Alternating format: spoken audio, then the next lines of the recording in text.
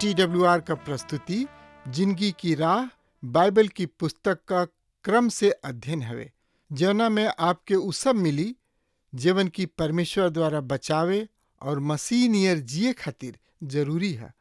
Bible ए बात के बुनियादी रूपरेखा के भी साथ रखेला कि एगो विश्वासी के दूसरे के साथ कैसे जिए के बा, जे यीशु के पाछा चलेला।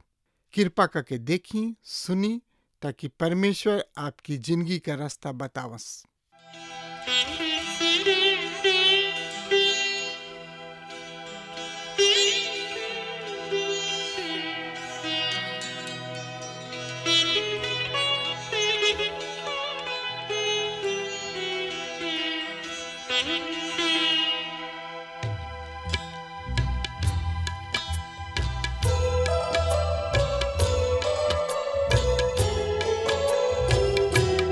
एक दिन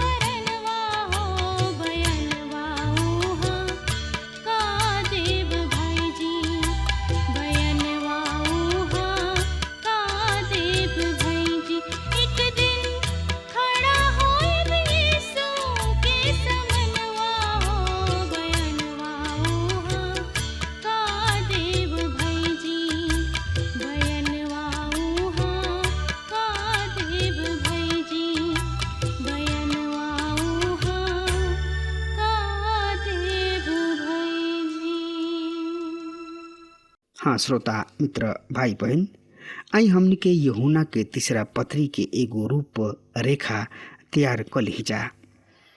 जैसे कि हम रवा के बतौनी कि ई पत्री एगो व्यक्तिगत पत्री है और ई व्यक्ति के ऊपर बल देता।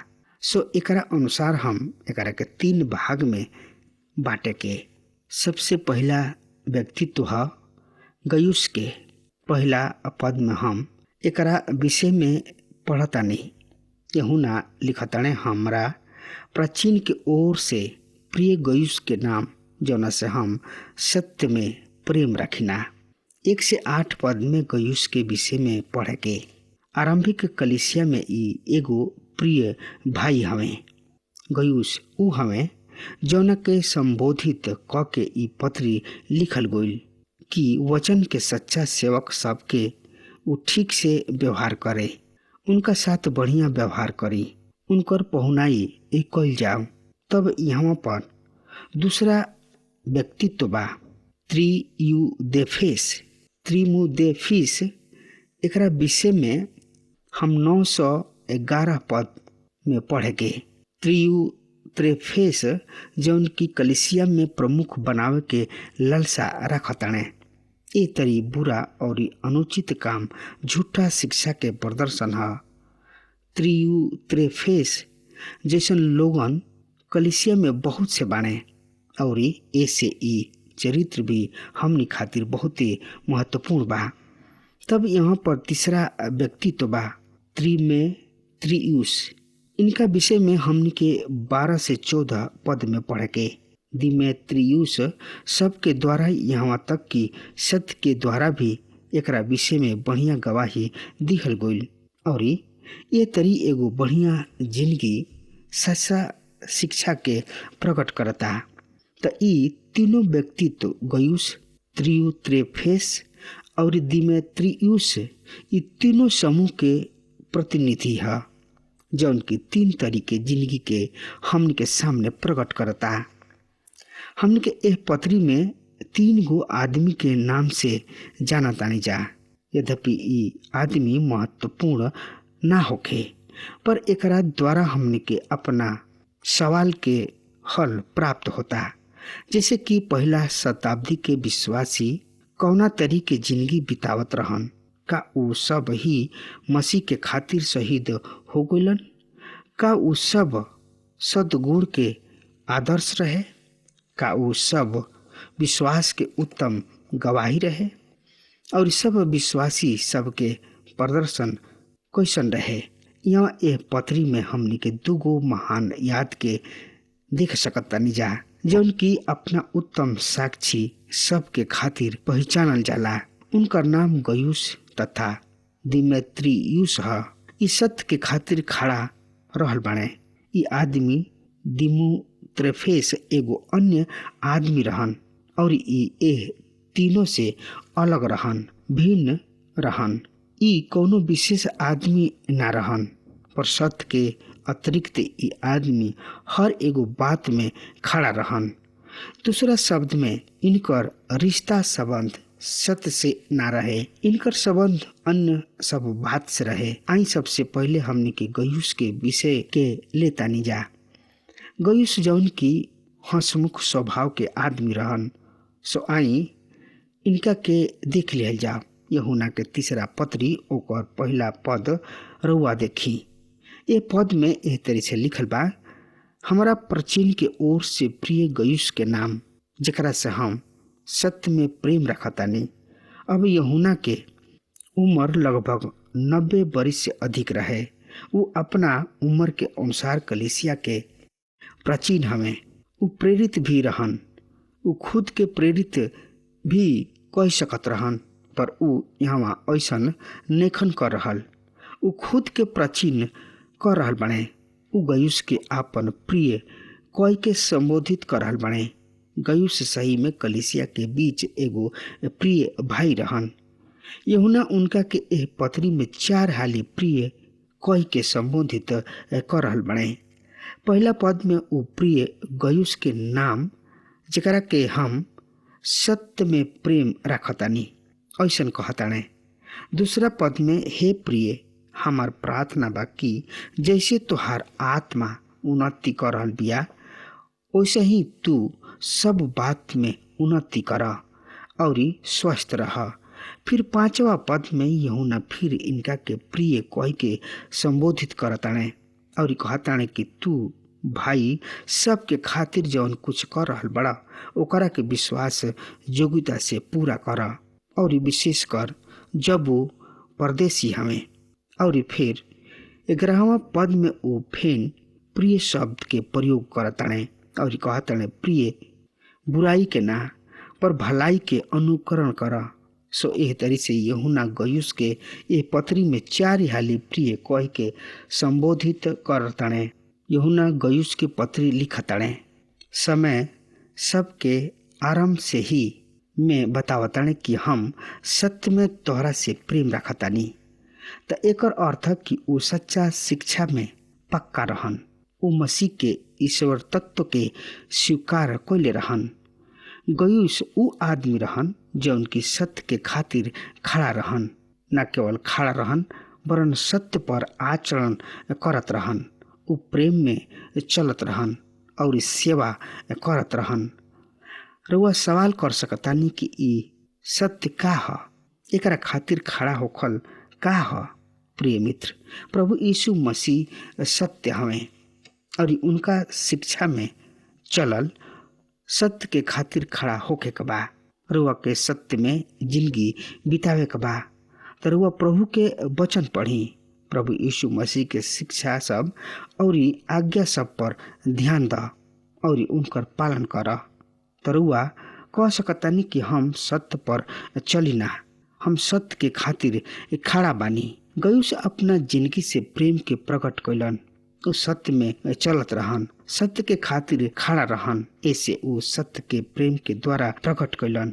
तब यहाँ दूसरा पद हमनी के बतावता, हे प्रिय हमार प्रार्थना बाकी जैसन तोहार आत्मा उन्नति कर रहल बा वैसे ही तू सब बात में उन्नति कर, ठीक रह और स्वस्थ रह। अब ध्यान दही, प्रेरित यूहन्ना केवल आत्मिक बात के ही चर्चा नेखन कर रहल, उस शारीरिक स्वास्थ्य के विषय में भी चर्चा कर रहल बड़े।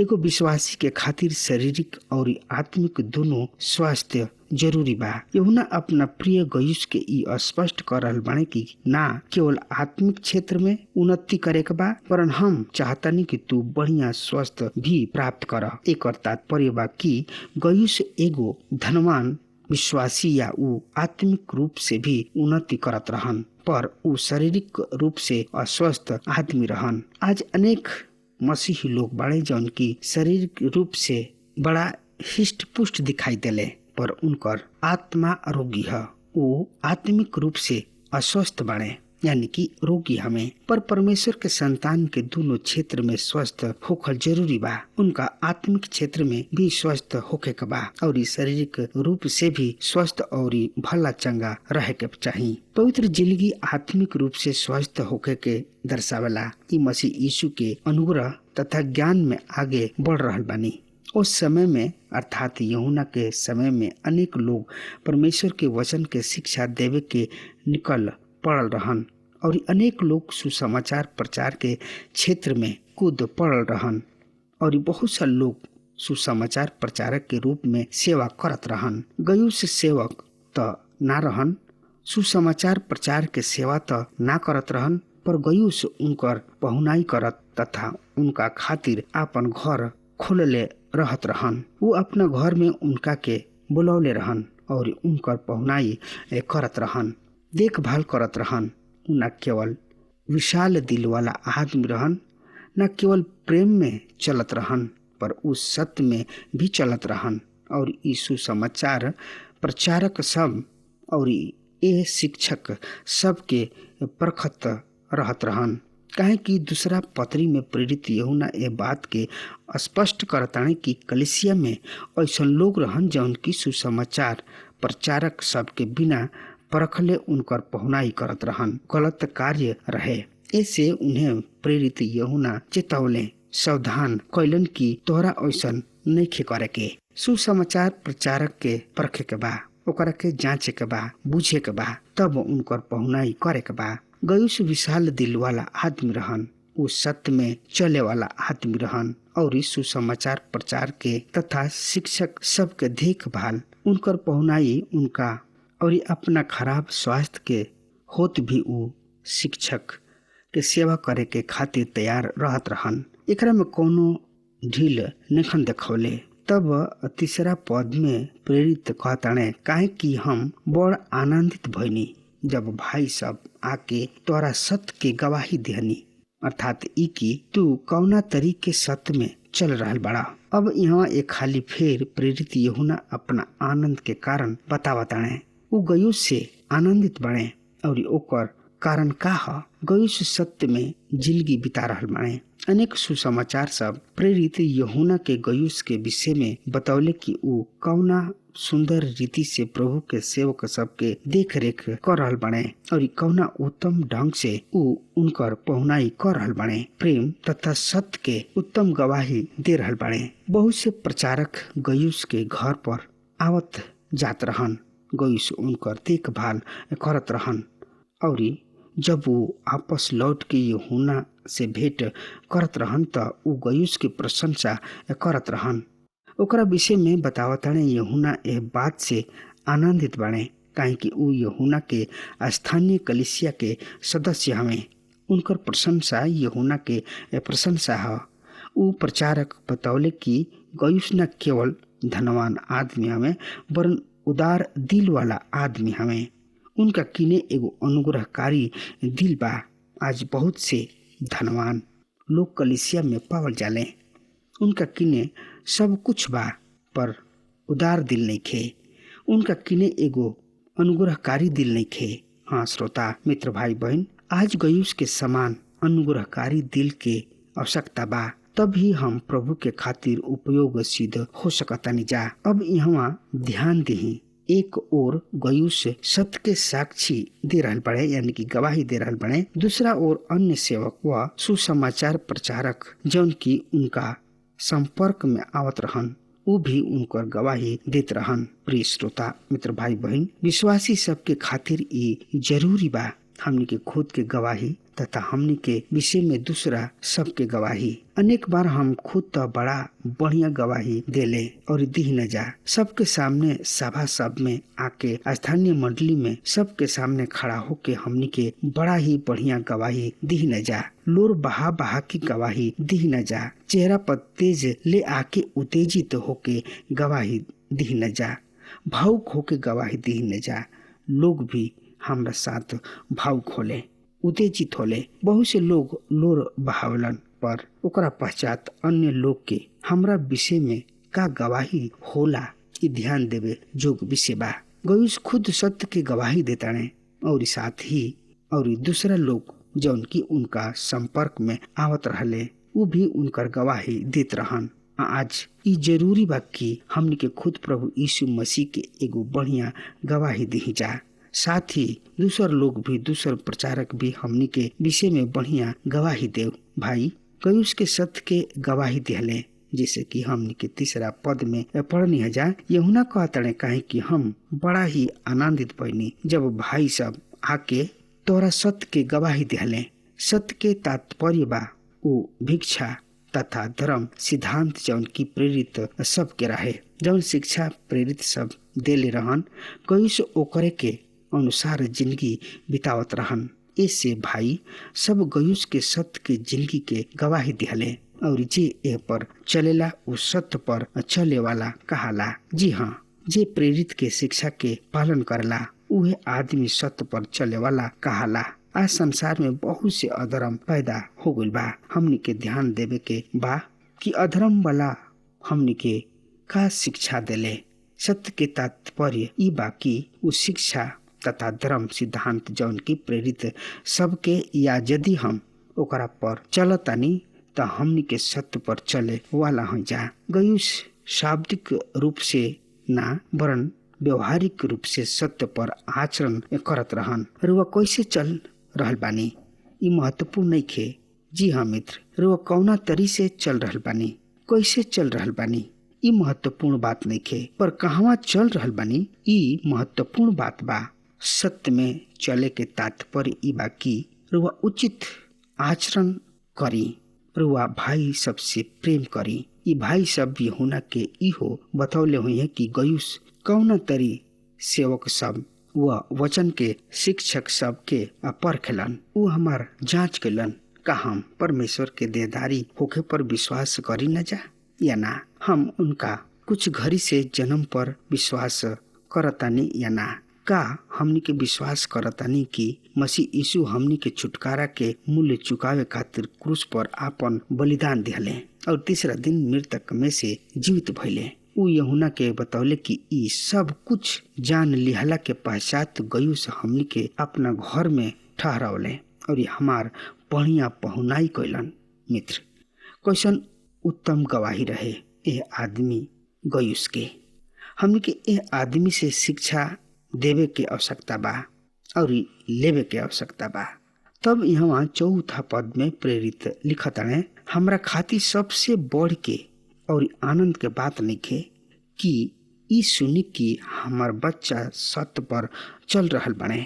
मित्र, प्रेरित यूहन्ना इफिसुस के कलीसिया के पास्टर हमें, पादरी हमें और अनेक लोग के मसीह के समीप ले आयल रहन। यूहन्ना आनंदित बने कि उनका द्वारा प्रभु यीशु मसीह के समीप ले आवल गोल व्यक्ति गयुस सत्य के उत्तम गवाही दे रहल बने। प्रभु के सेवक श्रीमान अकबर हक, जिकरा के द्वारा हम प्रभु के नजदीक ले आवल गोल, जब लगभग 17 बरिस सबके पश्चात उनकर भेंट पुनः हमरा से भइल तो उ बहुत ही प्रसन्न भइले और उनकर लोगन से यहाँ तक के अपना पुत्र से हमार परिचय ई कह के करवले कि ई हमार आत्मिक पुत्र हमें, ई हमरा से आनंदित रहन। एगो आदमी जौन आदमी के 17 बरिस से पूर्व हम कॉलेज में अध्ययन करत पौले रही, आज परमेश्वर के पवित्र वचन के सेवक हमें। हम ये अनुमान लगा सकतानी कि यूहन्ना अपना ए आत्मिक बेटा के विषय में गवाही सुन के कितना खुश भइल हुई हैं, उ सही में आनंदित भइल हुई हैं। प्रिय मित्र, आज हमने के आनंद के विषय है राउर सुघर सुघर पुत्र, राउर सुघर गवाही। अनेक श्रोता लिखलन कि हमने के निरंतर सत्य में चल रहल बानी जा और एकरा के पढ़ के हमरा दिल के अपार आनंद प्राप्त होला।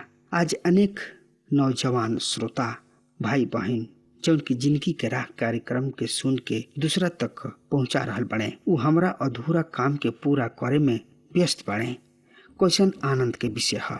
ये हमार खातिर हमार प्रार्थना बा कि हम और रउआ निरंतर ए आनंद में सदा बनल रही जा। सो हमरा आशा बा कि गयुस के जिंदगी द्वारा और उनका गवाही के द्वारा रुआ के आशीष मिलल होई। अब हमार समय खत्म हो रहा बा, तब तक खातिर रुआ हमरा के आज्ञा दी। परमेश्वर रुआ के बहुत आशीष देस। आमीन। हमके विश्वास बा कि ई कार्यक्रम आप सब खातिर फायदेमंद सिद्ध भइल हुई। अगर आप सबके लगे बाइबल से चाहे आपकी निजी जिंदगी से कोनो सवाल होके चाहे कोनो समस्या खातिर प्रार्थना करावे चाहतनी तो हमारी फोन नंबर पर जरूर संपर्क करें और आज का दिन आप खातिर सुखद बनावे।